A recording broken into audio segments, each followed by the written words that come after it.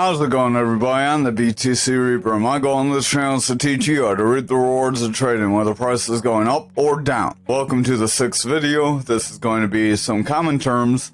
What is bullish, bearish, what are candles, candle bodies, candle wicks? So, bullish means price action can continue going upwards. Bullish means we have a good green trend going on. We are continuing forward. You may get some retracements, but those retracements overall don't break the trend and you continue up. Bearish, on the other hand, means you are going to break down and you will see price action act negatively. Bearish means you are in a downtrend and that downtrend is likely going to continue and lower price action.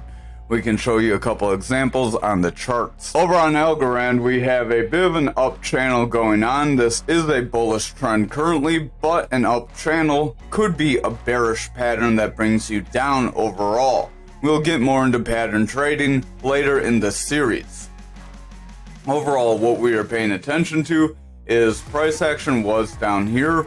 We are continuing forward. You are seeing some retracements, some little dips here, but overall, price action is maintaining an uptrend and continuing up. That is a bullish trend. But again, this bullish trend could end up being a bearish pattern that pushes you lower. So be wary when you see some certain bullish trends. Just because it says ascending doesn't mean price action will overall increase in the long run. Bearish means you will see these little dips. That is a bearish little dip there. That's a breakdown. You have breakdowns here. This is more of a slight bearish trend. We have more of a bearish trend here where price action just slid away. We tried to keep bouncing up and we kept pulling back and ultimately dipped down pretty good.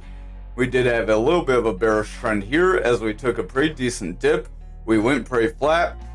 We were not able to sustain a bullish momentum and we pulled back, saw price action decrease. So the bears ultimately won. Back here, the bulls are trying to retrace all these losses because when you see a big move down, you typically will see a move correcting that. But that doesn't necessarily mean you'll correct all of it and that you will see a move forward overall. Again, this rising channel could be a bearish pattern. So even though we have a slight bullish trend in the short term, long term, it could be bearish. That's why you want to take things in a time frame perspective and think of more scenarios than just one scenario when you're trading. If you only think of one way, you're going to be surprised when the opposite happens. Now, when you zoom in, you see all these green and red things that we have been talking about. These are all candles. They are not something you use to make the room smell better. They are representative of one of whatever time frame. We are on the 1 hourly. These are 1 hour candles. It takes 1 hour for each of these to get created.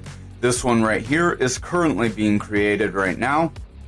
Your wicks are these tops and bottoms that peek out of the bodies. They show where price action fluctuated to, but ultimately the more volume of your price action happened where your candle bodies are, and that's likely where you would get in or out if you're trying to do some sort of a day or swing trade, unless you're setting up your buys and sells in advance like you should be. Now, candles are ultimately representative of the time frame, so if you go to daily, it's going to take 1 day for one of these candles to get created. 4 hour, it'll take 4 hours. 2 hour takes 2 hours. 1 hour takes 1 hour. Now, when you're trading, when you're getting started, it's hard to pay attention to too many time frames. You may just want to pay attention to the daily and 4 hour. Then once you get familiar with those, I would start watching the 2 and 1 hour.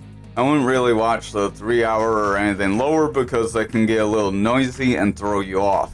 Because lower time frames see very quick fluctuations, so it can be hard to make a decision based on them because you could see a quick fluctuation bearish, but that may not carry over to a higher time frame.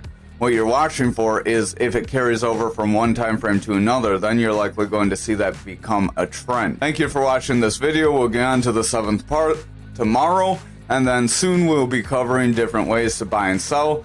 Ultimately, you should DCA in or out. We did not cover that in the investment video from the last week from Friday. DCA is a good way to go. It's where you set incremental buys and sells. You might do daily, weekly, monthly, or you could do it at certain price movements. But ultimately, you're buying in at certain price points. You're not worried overall about price action in the short to medium term because you know in the long term it could increase. Thank you for watching this video. Have a great day.